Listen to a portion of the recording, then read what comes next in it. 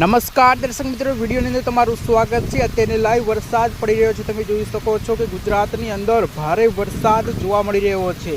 વીજળીના કડાકા ભડાકા સાથે બનાસકાંઠાની અંદર અને કચ્છના વિસ્તારોની અંદર ભારે વરસાદ આપણને અત્યારે જોવા મળી રહ્યો છે। તમે લાઈવ દ્રશ્યો જોઈ શકો છો કે જોરદાર વરસાદ કમોસમી વરસતા ખેતરો પાણી થઈ ગયા છે। તમે જોઈ શકો છો લાઈવ વરસાદ પડી રહ્યો છે।